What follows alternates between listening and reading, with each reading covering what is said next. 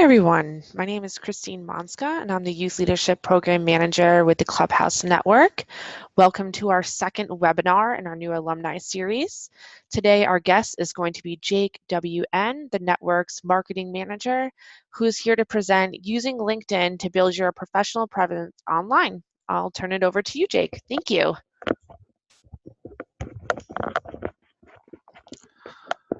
Thank you for the introduction, Christine. It's great to be talking to everyone today. This is a topic I love speaking about. Again, my name is Jake W.M. I just wanted to give everyone a quick overview of the webinar today, just so you know what to expect.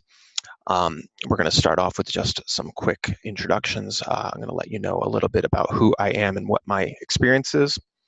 We'll then talk about the why. Why should we be using LinkedIn in the first place? We'll walk through an overview of building your profile. We'll talk about how to grow your network once you've built that profile.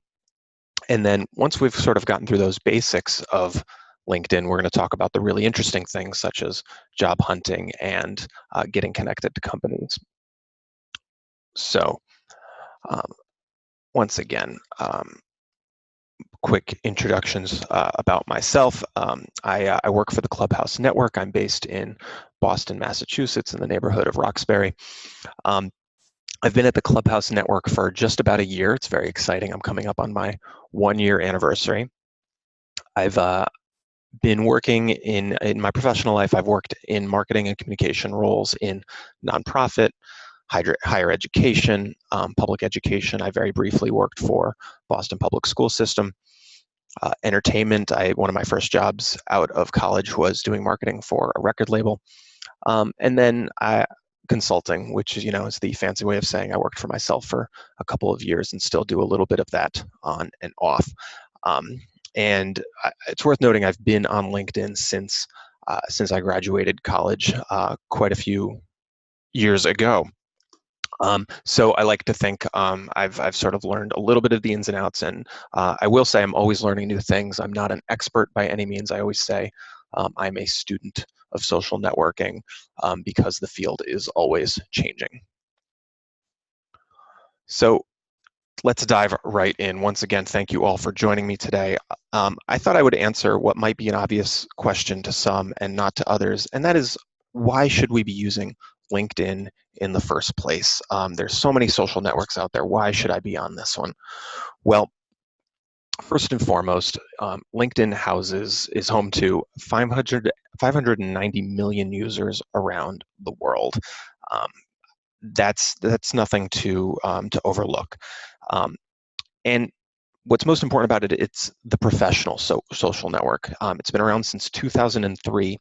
And it's not going anywhere. I've been working in social media long enough to have seen quite a few social networks pop up and go away. I watched as the users change for any given social network. What network might be popular with one audience today may be unpopular with that audience tomorrow. But LinkedIn has proved that it has staying power. So in addition to be a force that to be reckoned with, it's also home to 30 million companies. So that is to say employers, right? Folks you might want to be working for have a presence on LinkedIn. And those 30 million companies are posting 3 million jobs in the US alone every month. These are jobs that may only be listed on LinkedIn. They may be jobs that are listed elsewhere, but LinkedIn is such a great source for those in the middle of their job hunts.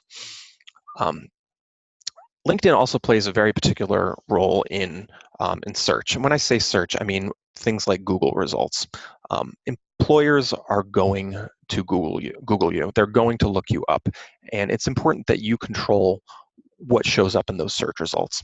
Having a professional LinkedIn profile is one way to control that. So when an employer is looking at the 2 or 3 folks they plan to interview and they Google them both, you want to make sure your professional presence shows up first. Additionally, if you're interviewing for a position and you're running up against someone who is on LinkedIn and you are not on LinkedIn, they may have the upper hand because they're able to tell more of their story. The other piece of this is that it's a way to get found by recruiters. Recruiters are people who are searching for talent, for whether it's for an agency, whether it's for a company, and you can't get found by these recruiters if you're not in the places they're looking. So you've got talent, and these recruiters are looking for talent. LinkedIn is one way to get found. And one way in which LinkedIn really complements your resume, and I should say it's not a replacement for your resume, but it really works well with your, alongside your resume, is that your resume may not be a place where you can showcase all of your talents, skills, and the things you've created. Your resume may have your work experience. It may have your, some of your accomplishments, and that's very important.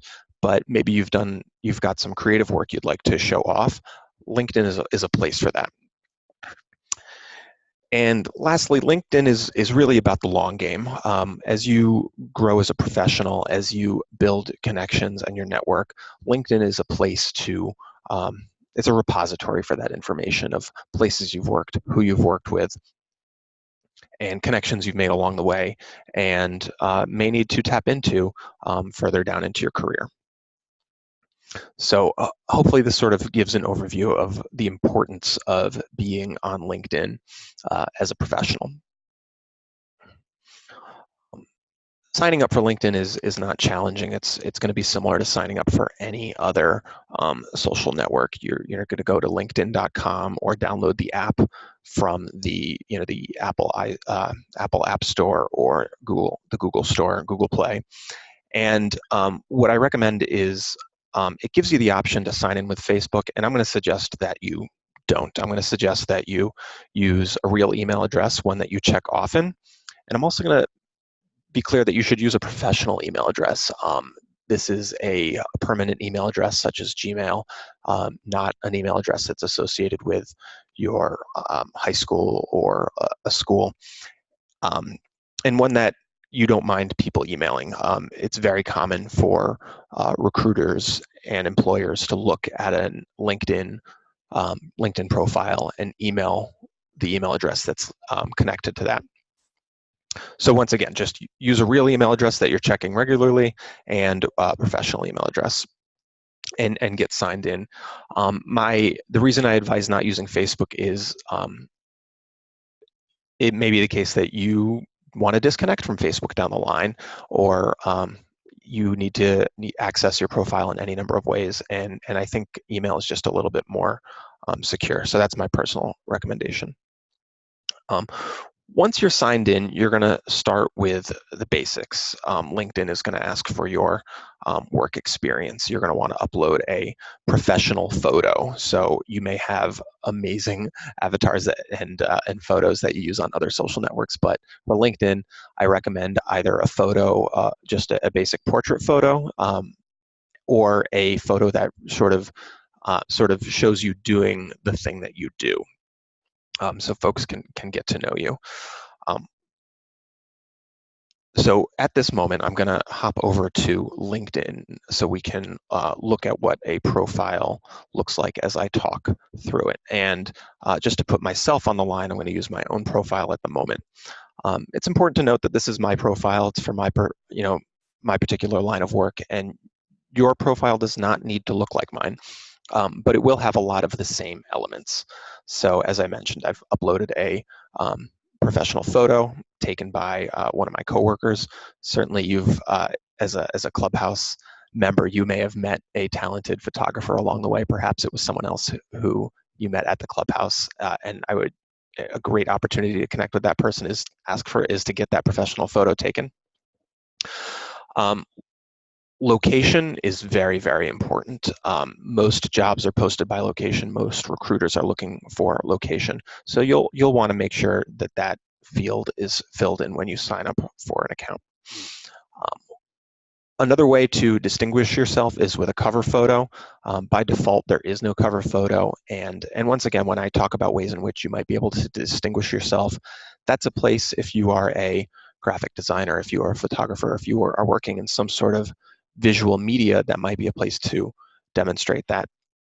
It may also just be a place where you can show a little bit more of your personality if you don't feel that comes through in your in your profile photo.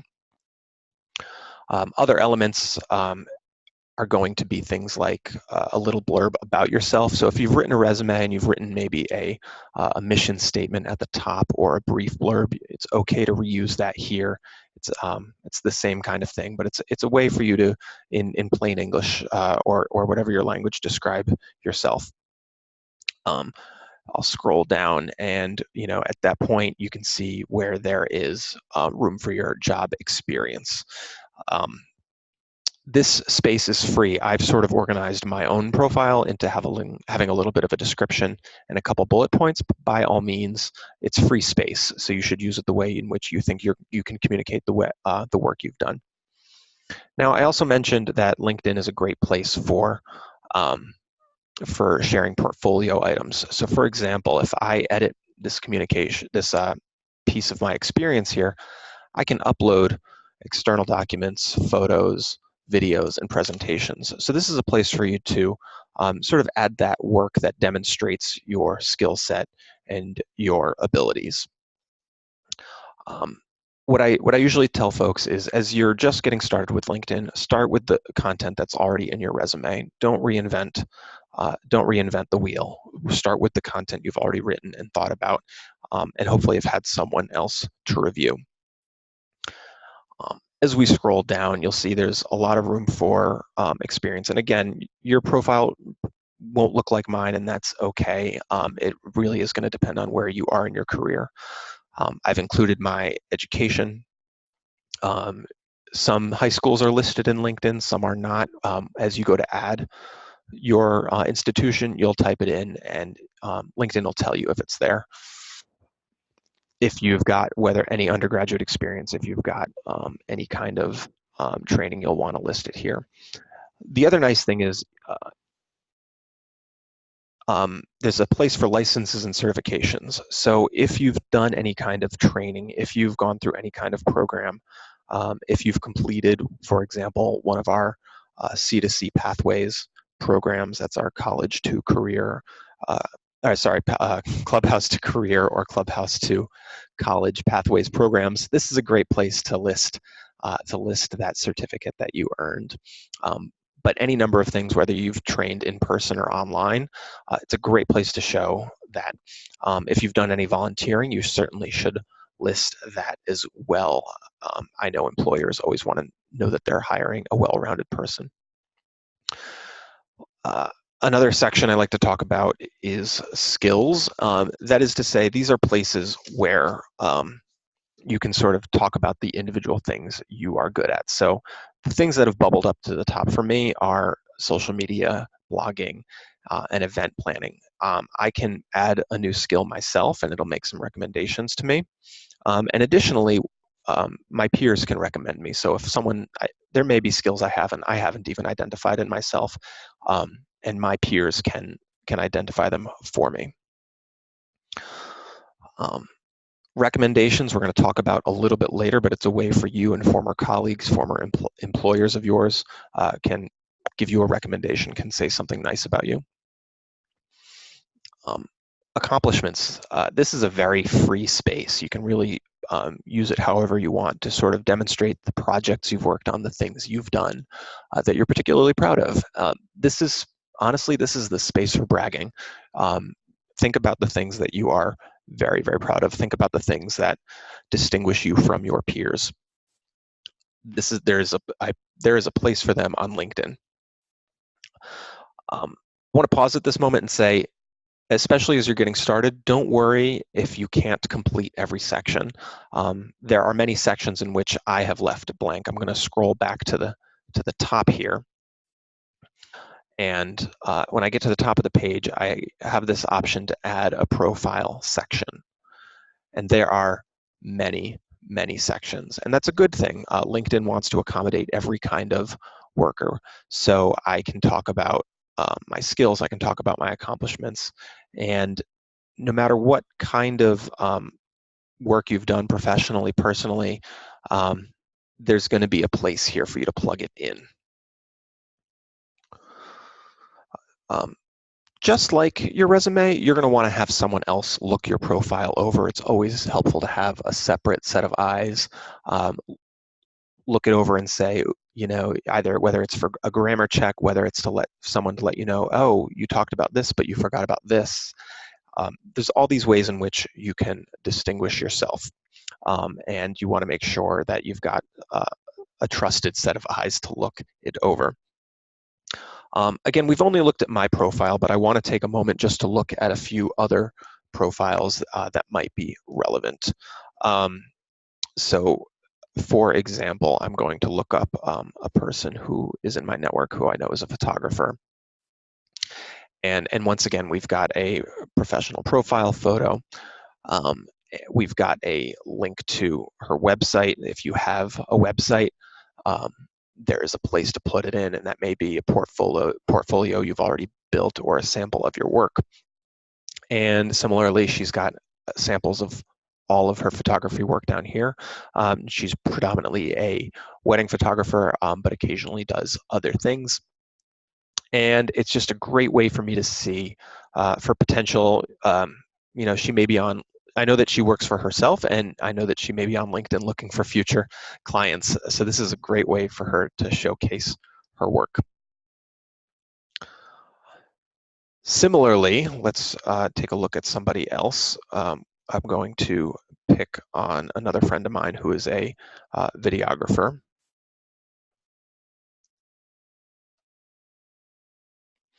And I like his photo because he's got a photo of him in the moment on a video shoot, so I can get a sense of him on the job.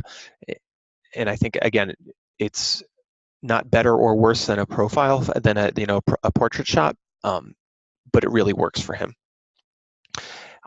He's got a little bit of a bio. It talks about where he went to school, and what's really nice about this is he talks about video as his passion. So I know that he really loves it. He's not just good at it; he really loves it.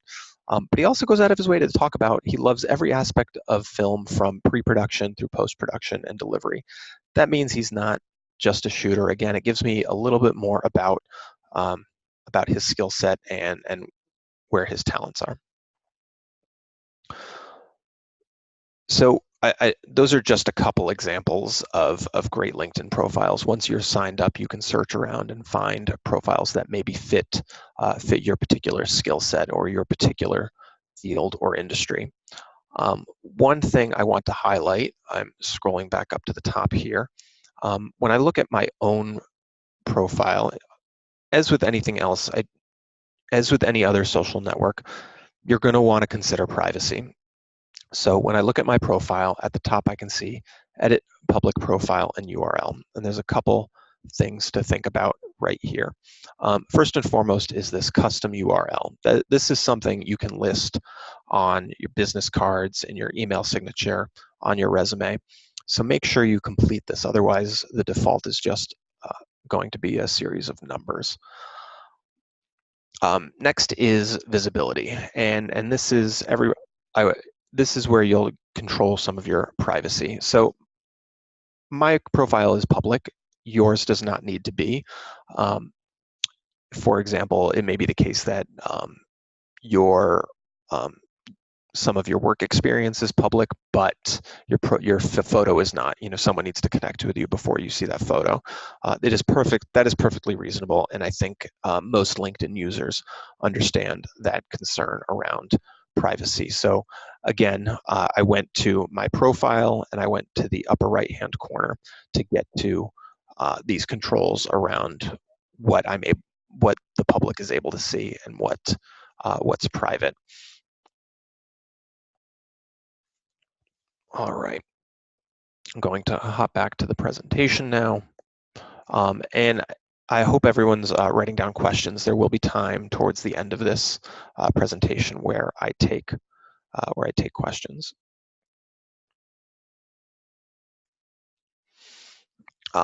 And we sort of glossed over a lot of this, but just a reminder to think about to yourself, what are the things about you that you like to show off? What do you do differently from other folks in your field or industry? Or what have you done that you wanna note as an accomplishment? So once you've built out these parts of your profile, the next important step is to connect with people.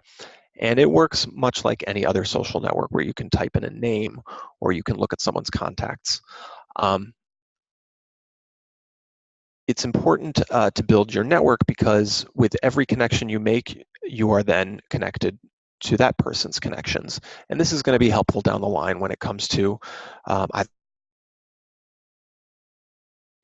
sorry, I just muted myself by accident there. Connecting to other people and gaining access to their connections is going to be important when it comes to looking for jobs and looking for clients. So this piece can't be I can't understate the importance of taking the time to grow your network. So I would suggest you think about who did I go to school with that I'm still in touch with? Who did I work with at places that I would like to be in touch with? And that can be any job. That can be your high school after school job. It could be something you're doing temporarily right now while you look for long-term work. Anybody you worked with that you had a positive experience with, I think is fair game. As we grow our alumni network, I certainly hope you'll connect with folks you were worked with alongside at the clubhouse. You know, who were you a member with? Who were your mentors? Who was your clubhouse coordinator? Who are the folks you built a relationship with? And lastly, any former employers that you had a positive experience with. So it's the best place is to start with who you already know. It may be enticing to hop onto LinkedIn and start reaching out to folks you don't know, but I suggest starting to build your network with people you've got a positive connection with. I mentioned recommendations. One thing you can do with somebody you used to work with or somebody you used to work for is trade a recommendation. And what I mean by that is to give one person a recommendation on LinkedIn in exchange for a recommendation for you. These can be as short as long as you want them to be, 2 sentences, 3 sentences, but something professional, you know, that talks about how you worked with them, what was nice about working with them. And the hope is that they'll do the same for you. Just to hop back to my own profile, I can tell you when I was between jobs myself, just to be transparent here, I was doing exactly this. So I'm only recommending to you things I've done myself. So I'm going to hop back to my profile. And as I scroll down, the recommendations I've got on my profile, so I'm scrolling below education, below experience, down to recommendations. The last 2 are former coworkers of mine, and I said to them in person, "Hey, we're both in the job market. Can we provide some recommendations to each other?" And of course, these were folks I was happy to say nice things about, and that I trusted would say nice things about me. Certainly, start with folks with whom you had a positive relationship.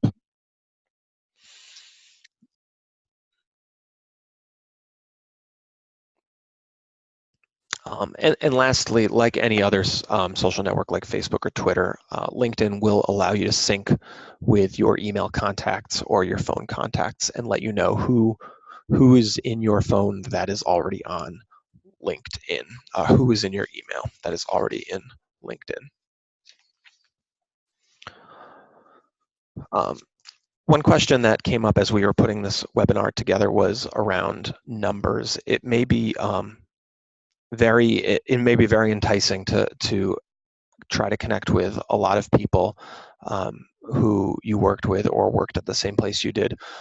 The one thing I would invite you to keep in mind is that if this is your professional network and you're connecting with people you may want to reach out to at some point, make sure there's someone you really think you'd want to reach out to down the line. Connect with people with whom you had a positive relationship or somebody you worked with on a project. If you worked with at a very, very large company, there may be people on LinkedIn who worked at that company who you don't know, and you don't want to put yourself in a position where you have to go, ooh, who is this person? Why am I connected to them? So I think while it is important to build your network, and the more connections you have, the better LinkedIn will serve you, don't do that. Don't connect for the sake of connecting. Moving on, like I mentioned, one of the best things about LinkedIn is how many jobs are hosted here. As I mentioned at the beginning, there are 3 million jobs posted every month in the USA alone. I just don't happen to have data for the other countries, but we know that there are 30 million companies around the world on LinkedIn posting jobs. So once you've got your profile completed, you're now in a position to go search for jobs, to apply, and to also set up alerts. So once again, I'm going to hop over to LinkedIn.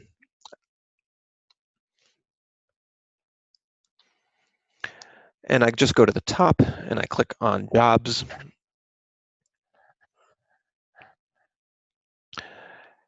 And what's very cool is that to entice people to stay on LinkedIn, LinkedIn offers what's known as Easy Apply.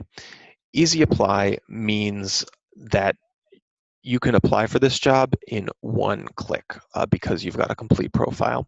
Now, I'm not going to do that right now because I am currently employed and I don't want to take any opportunities away from someone else, but you'll see how easy it is to click on this button and apply for a job once you've got your profile filled out. So that is a real perk of being on LinkedIn. But let's say we want to find a job in graphic design in, I don't know, let's say we're looking in Fairfax County, Virginia. And here I've got, there's a couple promoted jobs at the top. They may not be in the right location.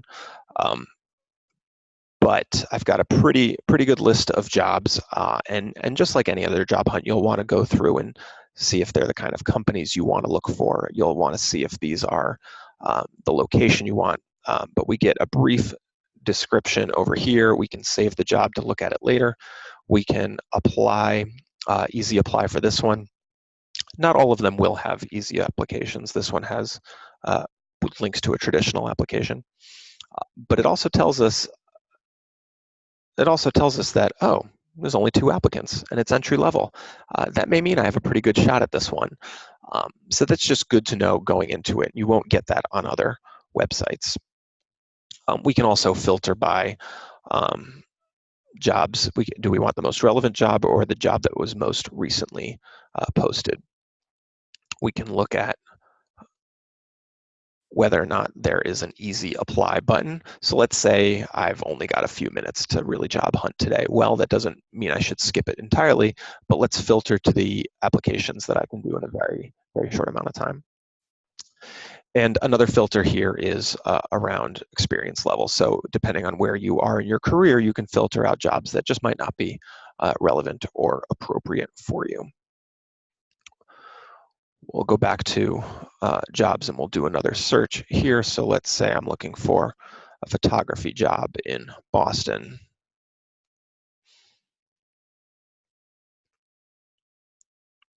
And I get jobs. I get jobs listings from well, I said greater Boston, so that includes things like New Hampshire and just outside the city. But as you can see, there are lots of jobs. Now, they may not be strictly photography jobs. This job probably includes photography as a skill I might use at this job. So what's cool is you might find jobs you didn't know you were looking for, or jobs that are interesting to you but don't necessarily have the title you were looking for. So I really encourage folks to take time to search for different terms, search for different skill sets, and see what's out there and get a sense of where you might be a good fit. The very last thing I want to highlight before we take questions is the ability to use LinkedIn to get a foot in the door if you know where you want to work. So because there are 30 million companies on LinkedIn, you may already know where you want to work, whether it's a local business or a big company, but you may not know where to start. So what's cool about LinkedIn is it lists, for companies that are on LinkedIn, it lists who works there. So what you can do is figure out if there's somebody who works at a company who either you have a connection with, that would be a first-degree connection, I know this person, or maybe you have a second-degree connection. So I don't know anyone who works at Google, but maybe I know somebody who knows somebody who works at Google. And it puts you in a position to ask for an introduction. So let's say I want to work at Google, but I don't know anyone who works there, but my friend Christine does. I can say, hey, Christine, can you introduce me to this person there? I would love to know what it's like to work at Google. I would love to know if this is a good place for me. Or, you know what, the job titles don't really make sense to me. This is a place I'd like to work. I'm just not sure what title I should be thinking about. And certainly with the Clubhouse Network, we are, if you were to look up the Clubhouse Network on LinkedIn, you would find a list of everyone who works here. So the Clubhouse Network.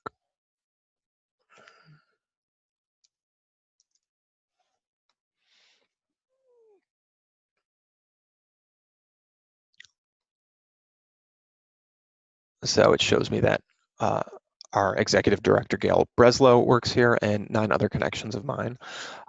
Now, it's worth noting that it says, see all 35 employees here.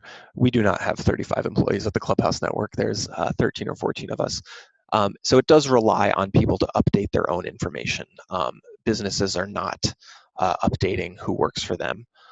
It's sort of up to each individual LinkedIn user to keep their information up to date. So you'll just want to confirm, oh, does this person really still work here? But if I click on this list, I will get a list of people who work for the Clubhouse Network in some capacity. I think at this stage, I'm going to open it up to questions. I know that I went through a lot, and I'm hoping this is a helpful overview and gets you excited about it, and will put you in a position where you feel like, okay, I'm ready to sign up, or you know what, I've been on LinkedIn, but I haven't updated my profile, and I'm ready to do so. So what I'm going to do is take a look at the participant list, and you'll see at the bottom of your screen, if you've got any questions, you should be able to click on the raise hand button, sort of at the bottom of your screen at the center, and that'll let me know that you've got a question.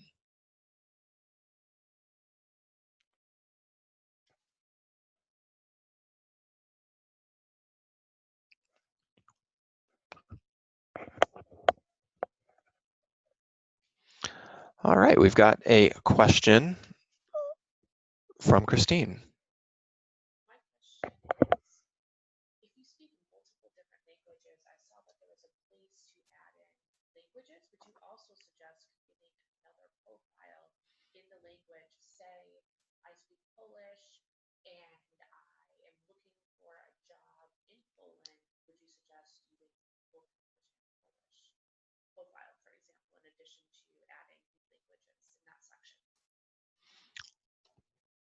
So I'm going to repeat that question. I'm not sure if it came through. The question was about whether or not it's worth creating a separate profile if you speak multiple languages. So Christine's example was she speaks Polish and maybe she's looking for a job in Poland. Is it worth having a profile in English and in Polish? So I think the answer is twofold. If you speak multiple languages, absolutely indicate that on your LinkedIn profile, just as you would indicate that on a resume. You know, certainly that's a skill set. Certainly these are skills not owned by everybody, so you'll want to advertise that. I have to admit I haven't explored it, but LinkedIn has a method for creating a associated profile in another language, such that there aren't 2 Christines on LinkedIn. There's one Christine, but there are multiple pages in multiple languages for you to use. So that's the kind of thing we might have to do a little bit more exploring on how to do, but I believe LinkedIn provides instructions on how to do so. Thank you for that question, Christine. If you've got a question, we're going to hang on for another couple of minutes. And like I said, just head to the bottom of your screen and click on raise hand to let me know that you've got a question.